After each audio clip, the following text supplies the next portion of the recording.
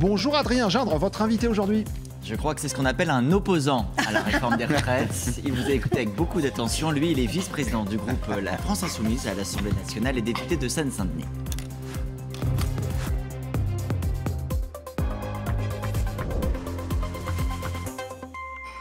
Bonjour Alexis Corbière. Bonjour, bonne année. À vous également. Une année qui commence de manière très politique et sociale, autant de sujets qui vous passionnent. On l'a entendu à l'instant, Elisabeth Borne tout à l'heure présente la réforme des retraites du gouvernement.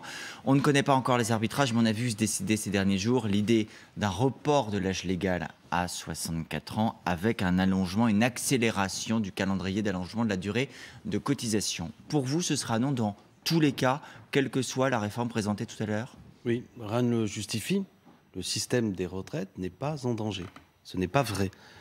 Et d'ailleurs, de votre point de vue. Oui, mais même du point de vue du Conseil d'orientation des retraites, ce COR, ce corps dont on parle beaucoup, qui est une instance qui considère qu'il n'y a pas une trajectoire, qui montre qu'il y aurait... Il dit quand même qu'il y aura un déficit au cours des 25 prochaines années. Non, qui dit qu'il y a un déficit jusqu'à 2032 et qu'après, progressivement, pour parler clairement, sur la part du PIB qui est consacrée aux retraites aujourd'hui, qui est de l'ordre de 13,8%, il y aura une légère augmentation, puis après, ça peut même rebaisser pour que, nous dit le corps, en 2070, ça peut sembler long, même on sera en dessous. Le gouvernement, Alexis Corbière, entend engager cette réforme. Oui, non, mais attendez, c'est important. Non, mais vous dites, puisque, commençons par là. Oui. C'est-à-dire qu'en vérité, ce dont on parle, c'est les retraites, la totalité, c'est 246 milliards, et on parle du fait... À l'heure où nous parlons, le régime est encore excédentaire. Oui, mais il y aura quelques milliards... Mais c'était l'opportunité de faire la réforme. Bah oui, parce que c'est quand même fondamental. J'entendais Pascal Perry dire aujourd'hui, si on vit plus longtemps aujourd'hui, ce qui reste à démontrer selon ce que l'on est une catégorie supérieure ou pauvre, parce que là aussi il y a une forte inégalité. Il y a 13 ans d'espérance de vie différente. C'est grâce à la retraite. Rentrons dans le détail, parce que il y aura des règles, c'est ce que dit le gouvernement, qui seront modulées. Par exemple, pour ceux qui ont des métiers plus pénible et peut-être, vous avez raison, dans certains cas, une espérance de vie plus faible. Il y aura des dispositifs carrière longue, carrière très longue, pénibilité, une retraite minimale portée à 1 200 €. Tout ça, est-ce que ce ne sont pas des avancées sociales ? Alors, pardon, je ne fais pas de langue de bois, je vais écouter Mme Borne dans le détail, parce que concernant les critères de pénibilité, par exemple, lors de la précédente mandature, sur les 10 critères de pénibilité, la majorité actuelle, le gouvernement actuel, en a supprimé 4. Donc j'ai du mal aujourd'hui à leur dire qu'il y aura des critères de pénibilité, alors que ce qui était les charges lourdes, etc., n'ont plus été considérés comme étant des éléments de pénibilité. À l'époque, tels qu'ils avaient été définis, je précise pour nos téléspectateurs, ils n'étaient pas praticables, pas applicables. Et alors, l'idée, c'est de chercher quelque chose d'applicable. Alors maintenant, ils ont trouvé ce qui est praticable, d'accord ? Donc, vous voyez ce que je veux dire. J'ai bien compris qu'il y a une volonté de nous vendre, mais je vais le regarder dans le détail comme législateur et tout le monde va le regarder dans le détail. Qu'est-ce qui est annoncé ? Mais on nous annoncerait quelque chose de social, alors que les mêmes ont détricoté le droit social, y compris sur le critère sur lequel ils veulent aller, la question de la pénibilité. Mais je le répète, non mais attendez, je ne vais pas tourner autour du pot. C'est une question aussi, au-delà des éléments économiques, je le répète, le système des retraites en vérité n'est pas en danger. Il y a des choix d'ailleurs d'affaiblissement des recettes publiques qui sont faits actuellement par ce gouvernement. Par exemple, la cotisation sur la valeur ajoutée. Une retraite minimale à 1 200 €, ça aussi, ça affaiblit les finances publiques et l'équilibre du régime. Est-ce que ce n'est pas une bonne chose ? Mais si c'est le cas, c'est bien, mais on peut le faire. Il faut voir dans quelles conditions, mais sans demander à des millions de salariés de travailler plus longtemps. Quel est le problème ? Moi, j'ai participé à une réunion de travail au ministère de M. Dussopt, qui annonçait lui-même, c'était parmi les premières réunions, que nous avons un problème en France qui est celui du faible taux d'employabilité, chacun comprendra un peu ce barbarisme, qui est de nos concitoyens à partir de 55 ans. Ceux qui nous regardent le vivent peut-être. On a beaucoup de salariés qui, à cet âge-là, ne sont plus en emploi parce qu'ils ont perdu leur boulot. Le gouvernement veut aussi mener. J'entends bien. Alors, tout le monde comprendra qu'alors que nous avons ce problème, qui fait que d'ores et déjà, on a du mal à avoir la totalité de ces annuités et d'aller jusqu'à l'âge légal actuel, je ne vois pas pourquoi en repoussant la possibilité de bénéficier d'une retraite complète, on va faciliter ça. C'est une difficulté. Le gouvernement vous dit que c'est mécanique. Mais oui, mais alors, pardon, Adrien Gindre, je suis d'accord avec vous, mais là, je ne suis pas convaincu. Je ne vois pas en quoi repousser le moment de déclenchement d'une retraite complète amènerait à ce que les employeurs disent écoutez, à 55 ans, je vous garde dans l'emploi. Bon. Parce que l'horizon s'éloigne, que le problème, c'est pas l'âge en tant que tel, c'est la proximité de la retraite qui joue. Non, le problème, c'est le corps physique, là, pour le coup. C'est que quand les gens sont fatigués,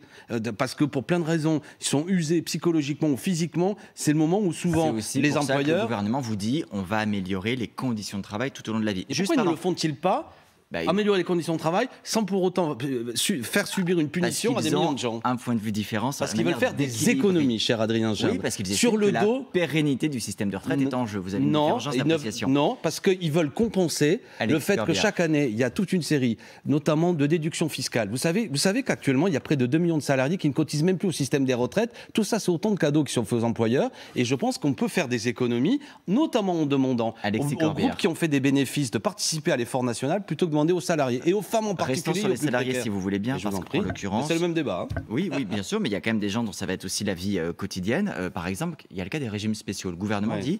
A priori, il y a des régimes auxquels on ne touchera pas du tout. Les marins-pêcheurs, l'Opéra de Paris, la Comédie Française. Et pour les autres, on fera la clause du grand-père. C'est-à-dire qu'en fait, c'est dans 40 ans que ça s'appliquera, parce que ça va être très progressif.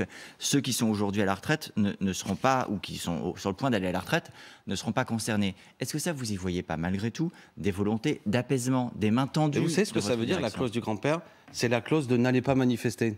Ça veut dire ça. Ça veut dire, je fais une réforme, mais ne sortez pas dans la rue, surtout qu'il y a la grande crainte du gouvernement, parce que ce sera pour les générations suivantes. Maintenant, dans ce pays, il y a une chose qui s'appelle la soif d'égalité, de justice. Et je suis persuadé que dans ce pays, premièrement, les gens, ils ont à se mobiliser parce qu'ils vont être concernés et qu'ils ne veulent pas que pour leurs enfants aussi, il y ait une vie de souffrance qui se mette en place. Donc la clause du grand-père, là, on aime tous nos grands-parents, mais en vérité, c'est uniquement une astuce face à un gouvernement qui voit qu'il est minoritaire. J'aimerais dire ça, Adrien Gindre, au-delà des aspects économiques, que sur le plan démocratique, il y a un problème. J'affirme sur le plan démocratique que M. Macron n'a pas été élu pour faire cette réforme. Premièrement, elle était dans son programme. Au soir du deuxième tour, au moment de sa victoire, il dit... Je me sens obligé, quelque chose m'oblige. Je sais, dit-il, je le cite de mémoire, que beaucoup d'entre vous n'ont pas voté pour moi, pour mon programme et pour faire barrage à l'extrême droite. Donc Emmanuel Macron, il n'y a pas une majorité politique. Que son programme, c'était l'âge légal à 65 ans. A priori, c'est pas ce qu'il va faire, puisqu'il y a eu beaucoup de concessions. Alors ça, c'est comme si, Adrien Gindre, je vais vous couper tout le bras. Non, rassurez-vous, finalement, je ne vous coupe plus la main et vous allez me remercier. Alors, sur la légitimité, quand même, Alexis Corbière. Non, il n'y a pas de légitimité, c'est pas démocratique. Il menace même. Il y a un Parlement. Non, pardon, Alexis Corbière. Oui. Il y a un Parlement qui est en charge de voter la loi. Si le gouvernement trouve un compromis avec les Républicains pour voter la loi, les institutions auront été respectées. On aura une majorité parlementaire qui aura voté une loi conformément à la Constitution. Et avec des si on mettrait Paris en bouteille. Mais je vais vous prendre au mot, et vous avez raison, le gouvernement a menacé d'utiliser le 49.3. Il est temps d'abolir le 49.3. Il a menacé le Parlement que de toute manière... Et vous savez, j'avais discuté avec des membres, y compris de Renaissance... Il essaye de trouver une majorité, justement, avec les Républicains. C'est pas avec la NUPES. Est-ce qu'il peut prendre l'engagement au moins qu'il n'utilisera pas le 49.3 dans le débat et que ce ne sera que par une majorité parlementaire? Déjà, ce n'est pas le cas, il menace. Deuxièmement, j'affirme aussi que, ça n'est pas démocratique de toute manière de faire une alliance avec un parti dont la candidate a fait 5% à l'occasion de l'élection présidentielle, et de toute manière, toutes les études d'opinion le démontrent à ce stade. Bon sang, j'ai l'impression de dire quelque chose d'incroyable en disant qu'il n'y a pas une majorité là-dessus. Mais parce que vous inventez vos propres règles institutionnelles, Alexis Corbière. C'est pas interdit par la Constitution de trouver une majorité à l'Assemblée nationale. À condition qu'ils disent que s'il ne la trouve pas, il n'utilisera pas le 49.3. Et j'ai entendu Madame la Première ministre dire que la possibilité de sortir en 49.3 est toujours sur la table. Et s'il l'utilise, qu'est-ce qui se passe? C'est aussi conforme à la Constitution. Bien, cher Adrien Gindre, ça s'appelle un déni de démocratie.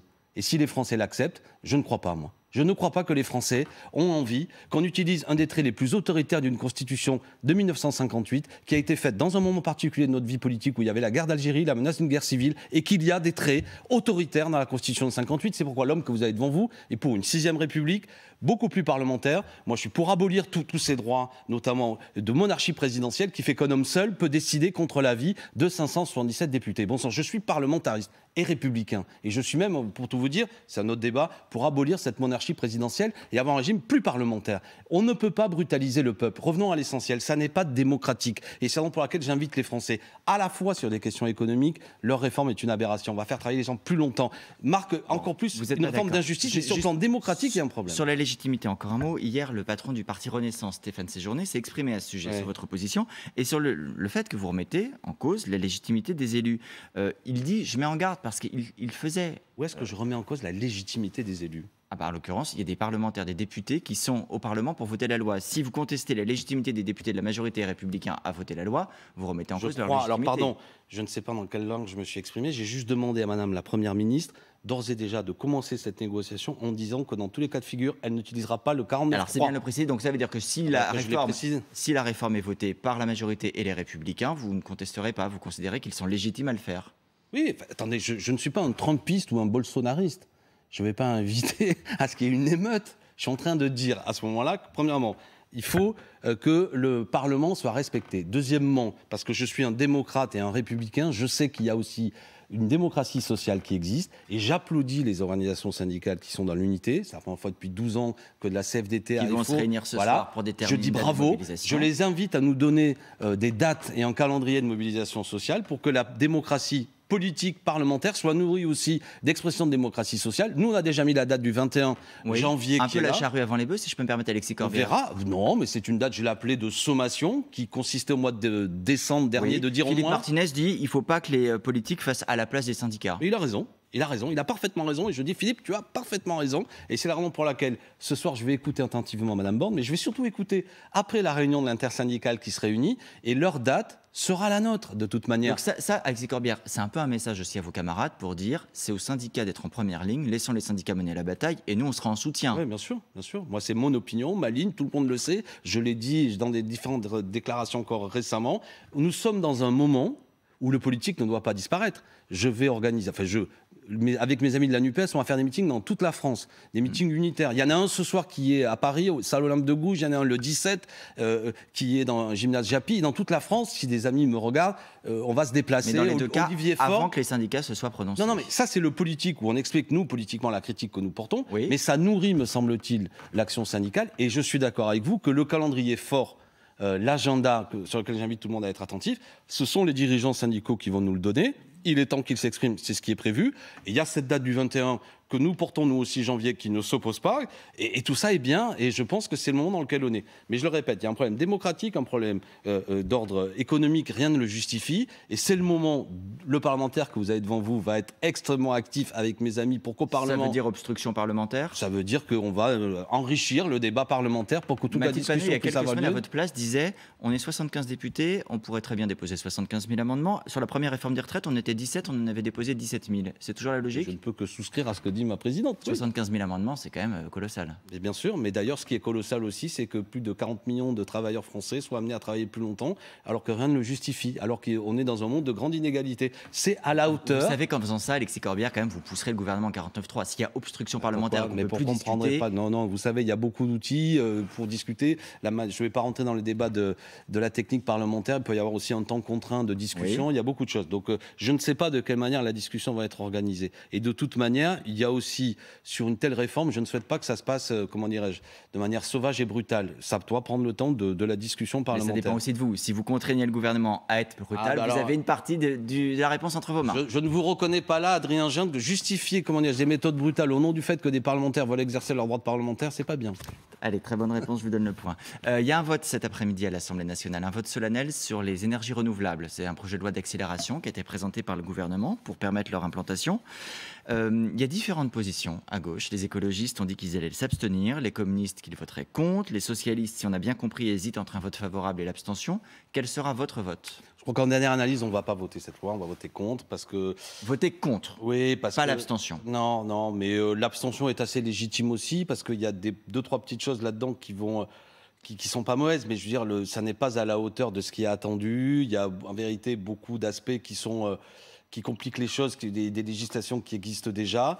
Donc on ne se retrouve pas dans un texte. Il faut aller vers les énergies non renouvelables, mais pas ce texte. Mais vaut mieux pas des petites avancées que pas d'avancées du tout. Parce que si vous votez contre et que le texte échoue... Non, il n'échoue. Enfin, ça, on verra. Non, en l'occurrence, il est soumis à votre vote, au vote des parlementaires. Mais il y a une majorité... Bon, enfin, non, mais ce qu'il y a dans... Vous faites le pari que le texte va passer? Non, pas du tout. Ça n'est pas... Malgré votre mais opposition. ça n'est pas ce que j'ai dit. Je considère que dans ce texte, il y a notamment toute une série d'affaiblissements de législation de protection qui ne vont pas et qui sont assez dangereuses. Et mes amis qui ont été ce qu'on appelle nos chefs de file sur le texte, après être rentrés dans la discussion avec plutôt une volonté d'essayer peut-être de s'abstenir à l'arrivée, etc., ont considéré, et je leur fais totalement confiance, qu'il y avait quand même plus de choses mauvaises dans ce texte que de bonnes. Voilà où on en est. Je fais juste une petite précision. On a commencé cet entretien en disant la NUPES va être unie contre les retraites, etc. Là, on est précisément sur un sujet sur lequel elle est désunie. Il n'y avait pas moyen de trouver un chemin convergent pour les 4 partis de la NUPES? Sur ce texte-là, on n'est pas tout à fait arrivé. Mais concernant la réforme des retraites, retraite, on est parfaitement unis. Ce qui montre bien que la NUPES, c'est pas la caporalisation des uns et des autres. C'est une union qui a été faite, mais qui, sur certains sujets, comme nous l'avons mis dans nos propositions,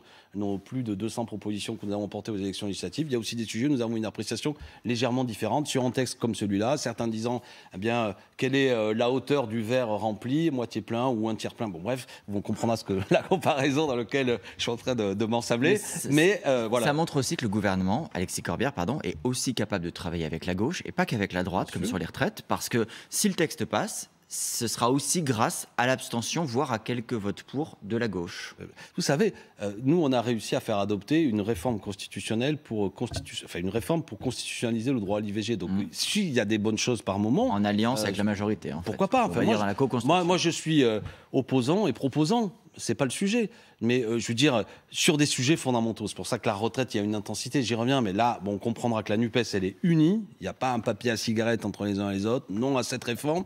Et le front syndical, il est uni. On est passé vite, mais depuis 12 ans, c'est jamais arrivé, etc. Donc on est dans un moment... Vu qu'aujourd'hui, Mme Borne va parler, honorons Mme la Première ministre, soyons à la hauteur de ce qu'elle va annoncer. Je dis non, ce sera la grande réforme de la mandature de M. Macron. Je considère qu'il n'y a pas une majorité, que c'est antidémocratique, que rien ne justifie sur le plan économique, et il est temps de le dire dans la rue. Et je crois qu'on l'a entendu. Alexis Corbière, aujourd'hui, ce 10 janvier, ça devait aussi être la date du retour à l'Assemblée nationale d'Adrien Quatennens. Vous nous confirmez qu'il ne reviendra pas aujourd'hui ? Je n'en sais strictement rien. Vous n'avez pas de contact avec lui ? Non. Et votre groupe ? À ma connaissance, non. Il est suspendu jusqu'au 13 avril. Voilà. Et je pense qu'au vu, je vais être franc avec vous, je ne vais pas faire là aussi contourner, au vu du moment médiatique qui est aujourd'hui de l'annonce de Mme Borne, je trouverais une erreur que d'autres choses viennent en quelque sorte parasiter ce moment où nous devons parler clairement, qu'on soit amené, moi et mes amis, à parler d'autres choses. Donc je ne crois pas que ce soit un moment pour revenir aujourd'hui. Voilà. Après, et le 13 avril, ce sera le moment de revenir. Vu les dernières déclarations d'Adrien Quatennens, c'est toujours opportun de le faire revenir après 4 mois ? Mon groupe parlementaire appréciera. Vous savez, il y a eu... et vous appréciez ça comment ? Mais attendez, moi, sur ce sujet-là, comme vous m'avez aussi invité en ayant des responsabilités dans le groupe, et que je suis favorable, je fais un petit clin d'œil, que vous comprendrez, à ce qu'on puisse discuter, et à partir où mon groupe parlementaire a discuté pendant deux séances, qu'il y a eu un vote, ce vote m'oblige, comme dirait Emmanuel Macron, et je défends la position de mon groupe. Nous avons décidé, après déjà 3 mois de suspension de facto de toute activité d'Adrien Quatennens, que pendant 4 mois jusqu'au 13 avril, il ne siège pas. Oui, il y a une clause de revoyure parce qu'il y a aussi des conditions qui ont été demandées à M. Quatennens, notamment le fait qu'il y ait un stage auquel il participe, un peu de sensibilisation. Je ne sais pas où l'on en est à l'heure actuelle. Vous avez évoqué une interview qui a été faite sur BFM TV, sur vos confrères, après coup, dans lequel personnellement je ne me suis pas reconnu, franchement, qui me pose toute une série de petits sujets. Donc vous souhaitez qu'il y ait un nouveau vote ? Je pense que mes collègues, les 75 députés de mon groupe, voudront effectivement rediscuter de tout ça, voir où on en est, avec lui ou certains qui l'ont eu en contact. Voilà, c'est assez bien. Je trouve que c'est une manière tout à fait saine de prendre les choses. Vous parliez du groupe, il y avait, je crois, hier après-midi, une réunion de votre groupe. Un séminaire de rentrée. Ça a servi à quoi ? Qu'est-ce qu'il en est sorti ? Est-ce que vous êtes mis d'accord pour changer des choses dans la gouvernance ? Alors, chez vous, c'est toujours compliqué, il y a un peu le groupe et le mouvement qui se confondent. On ne sait jamais très bien qui décide de quoi. En l'occurrence, je crois que même vous savez plus très bien qui décide de quoi. Je rappelle pour nos téléspectateurs, il y a désormais un coordinateur qui a été désigné, Manuel Bompard, une coordination des espaces qui est un peu la direction du parti, mais dont vous n'êtes pas, ni Clémentine Autain, qui était à votre place la semaine dernière. Vous avez eu droit, si je ne m'abuse, à un conseil politique que Clémentine Autain contestait et dont elle ne comprenait pas trop l'intérêt et l'utilité. Est-ce que vous êtes satisfait de l'équilibre qui est trouvé aujourd'hui ? Alors là aussi, comment je vais vous dire les choses ? Je me suis fait entendre. J'ai critiqué des choses. Aujourd'hui, il y a l'annonce de la réforme des retraites. Je n'ai pas envie d'utiliser ce moment pour parler de la vie interne de la France insoumise, parce que ce serait un nombrilisme que mes amis, au sens large, me reprocheraient. Mais ça veut dire que tout est réglé ? Deuxièmement, hier, on a bien travaillé, je tiens à le dire. Je trouve positif, on a passé près de 3 heures. Beaucoup de remarques ont été faites par, j'ai le sentiment, d'une grosse partie du groupe parlementaire qui vont plutôt dans le sens que moi ou d'autres personnes ont porté, qu'il faut remettre l'ouvrage sur le métier, selon l'expression, j'espère que je l'ai dit dans le bon sens. On va travailler. La semaine prochaine, il y aura de nouvelles propositions qui seront faites. J'attends des modifications. Je crois que le message est passé. Et j'ai trouvé qu'il y avait, un aspect constructif. Et là, vraiment, je ne fais pas de langue de bois. On s'est bien parlé, on s'est écouté. Il y a des critiques qui ont été entendues, etc. Et des engagements qui ont été pris du fait qu'on essaie de trouver une solution. Vous me réinviterez ou quelqu'un d'autre, peut-être pour juger si ce que je dis vraiment a eu lieu. Je trouve ça bien. Et je le répète, parce que tous on s'est dit aussi, au-delà des critiques qui étaient vives dernièrement dans la presse, entre nous, et je Je suis plutôt content d'avoir pris la parole parce que j'ai estimé qu'il fallait le faire sur des modifications qui devaient avoir lieu, que les militants soient plus sollicités, qu'il y ait moins de parlementaires dans notre équipe de direction, parce que je crois que l'ultra-parlementarisme peut amener une forme de notabilisation du mouvement. On n'en est pas là, mais c'est un danger qui nous guette. Il faudra débouger. Il faut travailler. Bon, voilà. Et moi, je trouve qu'à l'heure actuelle, que ceux qui m'écoutent ne croient pas que la France insoumise est en train de se disloquer quand Madame Borne porte une attaque. On est rassemblés. Vous gardez quand même à l'agenda le meeting du 16 février qu'on a appelé meeting des frondeurs, qui est contre la réforme des retraites, mais qui est avec vous, Clémentine Autain, Éric Coquerel, François Ruffin, tous les écartés de la direction. Bien sûr, c'est une grande date. Madame Borne va annoncer cet après-midi, j'ai l'impression de répéter, c'est un meeting. Non, mais attendez, c'est un meeting contre la réforme des retraites. Et un meeting qui rassemble tous ceux qui sont écartés de la direction. Mais c'est dans la circonscription de Raquel Garrido, Bobigny, préfecture du département de la Seine-Saint-Denis, où on a 12 députés sur 12. Il faut faire un gros meeting.